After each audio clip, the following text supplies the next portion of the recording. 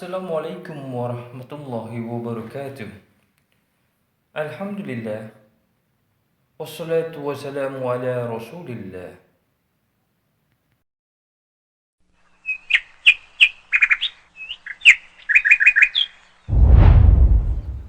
Bersumber dari Muaz bin Jabal radhiyallahu anhu, ia bercerita, aku bertanya, wahai Rasulullah, adakah suatu amal yang dapat memasukkan aku ke surga dan menjauhkan aku dari neraka?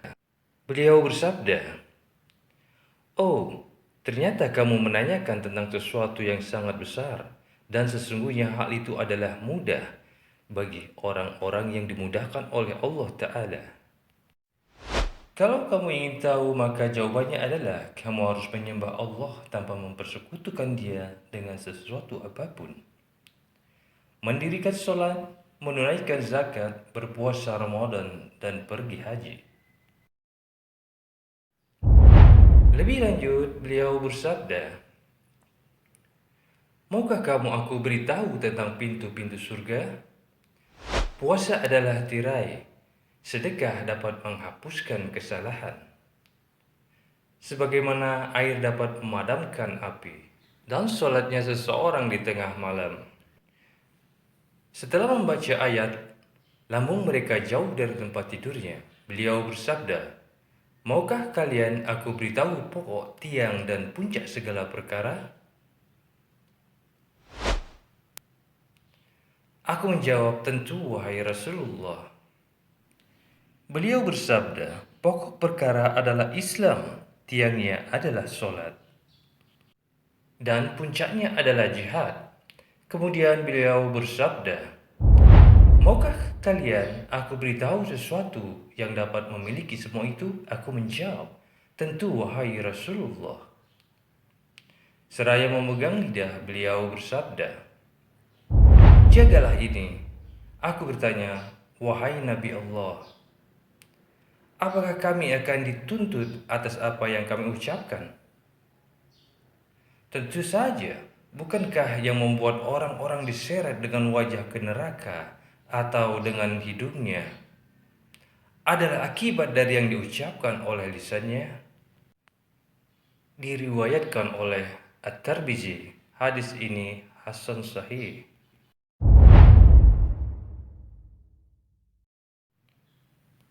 Syekh Utsaimin mensyarah hadis ini. Surga ialah negeri yang disiapkan oleh Allah yang Maha Mulia lagi Maha Agung bagi hamba-hambanya yang beriman. Di sana ada kenikmatan-kenikmatan yang tidak pernah dilihat oleh mata, tidak pernah didengar oleh telinga, dan tidak pernah terlintas dalam hati manusia. Sebaliknya, neraka ialah negeri yang disediakan oleh Allah pada orang-orang kafir. Di sana ada siksa sangat pedih, sebagaimana yang kita ketahui dari Al-Quran dan As-Sunnah. Mu'az radhiyallahu anhu menanyakan hal ini karena menurutnya merupakan sesuatu yang sangat penting.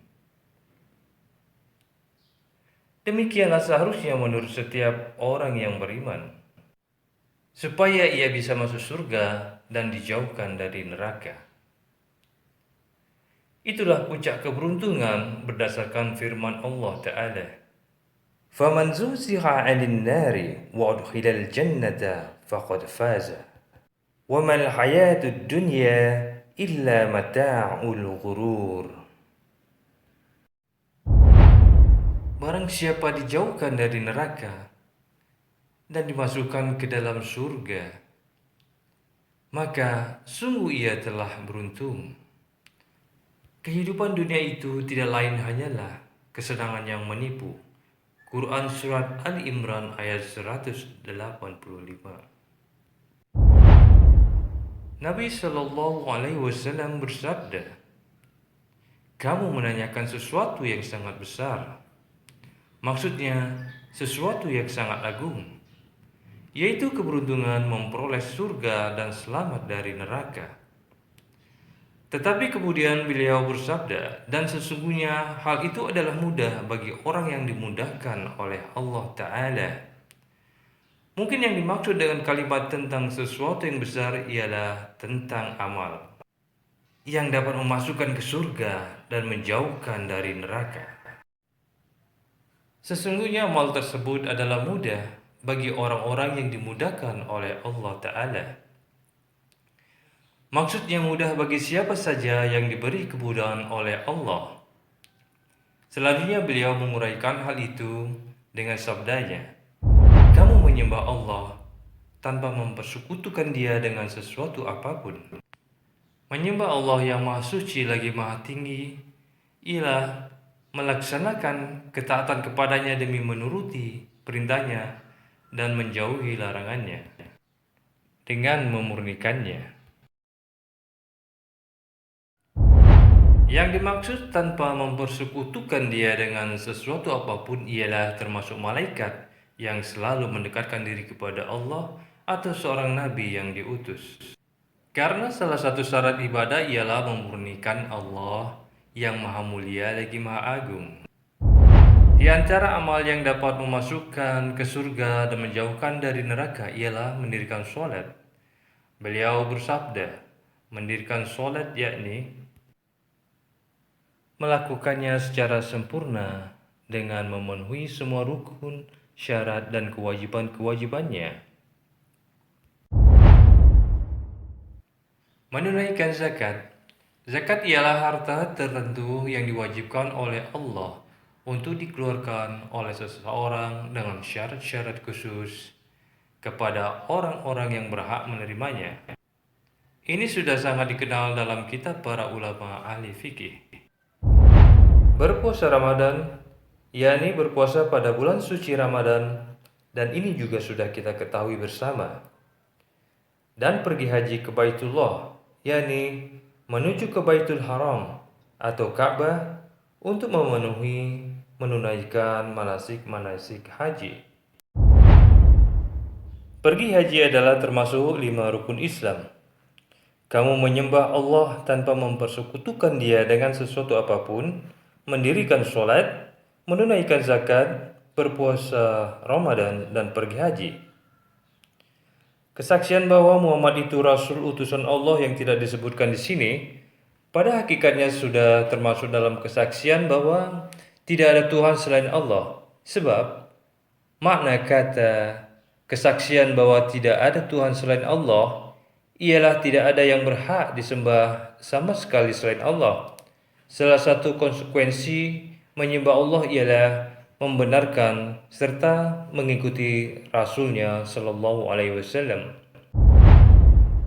Selanjutnya Nabi Sallallahu Alaihi Wasallam bersabda, "Maukah kamu aku tunjukkan pada pintu-pintu kebajikan, yakni yang dapat mengantarkan kamu ke pintu-pintu kebaikan?" Seolah-olah Muaz menjawab, "Ya." Beliau bersabda, "Puasa adalah tirai, yakni sesungguhnya puasa dapat menjaga dari kemaksiatan-kemaksiatan sehingga dapat melindungi orang yang bersangkutan dari neraka pada hari kiamat kelak." Selanjutnya Rasulullah Shallallahu Alaihi Wasallam bersabda, "Sedekah dapat menghapus kesalahan sebagaimana air dapat memadamkan api." Sedekah ialah menyumbangkan harta kepada orang miskin atau orang yang membutuhkan demi mendekatkan diri kepada Allah yang Maha Suci lagi Maha Tinggi, dan juga menyantuni mereka agar tercipta tali hubungan yang dekat. Sedekah memang dapat memadamkan api kesalahan, yakni kesalahan yang dilakukan oleh seseorang karena meninggalkan kewajiban atau melakukan yang haram. Sama seperti air yang dapat memadamkan api, kita semua tahu bahwa api yang sudah dipadamkan oleh air tidak meninggalkan bekas api sedikit pun. Begitu pula dengan sedekah yang tidak menyisakan kesalahan sama sekali. Dan sholatnya seseorang di tengah malam. Maksudnya, sholat tengah malam juga dapat menghapus kesalahan seperti air memadamkan api. Sholat malam ialah sholat sunat yang dilakukan pada tengah malam hari, dan sebaik-baik sholat malam ialah pada paroh yang kedua atau pada sepertiga malam sesudah paroh pertama. Nabi Daud alaihissalam biasa tidur tengah malam, lalu bangun pada sepertiganya, lalu tidur lagi pada seperempatnya. Selanjutnya Rasulullah SAW membaca ayat, lambung mereka jauh dari tempat tidurnya, dan mereka selalu berdoa kepada Rabb-nya dengan penuh rasa takut dan harap. Serta mereka menafkahkan apa-apa rezeki yang kami berikan. Tak seorang pun mengetahui berbagai nikmat yang menanti, yang indah dipandang, sebagai balasan bagi mereka atas apa yang mereka kerjakan. Quran As-Sajdah ayat 16-17. Beliau membaca ayat ini untuk meminta kesaksiannya. Yang dapat jelas, ayat ini menjelaskan bahwa lambung mereka selalu jauh dari tempat tidur karena mereka sedang sibuk melakukan sholat pada malam hari. Dan mereka juga menafkahkan sebagian rezeki yang dikaruniakan oleh Allah kepada mereka. Keduanya adalah sedekah dan sholat malam, dan keduanya inilah yang dituturkan oleh Rasulullah SAW dalam hadis tadi. Kemudian Rasulullah SAW bersabda, maukah kalian aku beritahu pokok, tiang, dan puncak segala perkara? Aku menjawab, tentu wahai Rasulullah. Beliau bersabda, pokok perkara adalah Islam. Yang dimaksud perkara ialah urusan yang sangat besar. Pokoknya ialah Islam, karena Islam itu tinggi dan tidak ada yang berada di atasnya. Berkat Islam, seseorang mampu mengungguli hamba-hamba Allah yang terdiri dari orang-orang kafir, orang-orang musyrik, dan orang-orang munafik. Yang dimaksud dengan tiangnya, yakni tiang Islam adalah sholat. Tiang sesuatu ialah yang menjadi penopang atau penegaknya. Dengan kata lain, berkat tiang maka sesuatu bisa tegak dan berdiri. Disebut tiang agama karena dengan meninggalkan sholat berarti seseorang keluar dari Islam menuju kepada kekafiran. Kita berlindung kepada Allah daripadanya.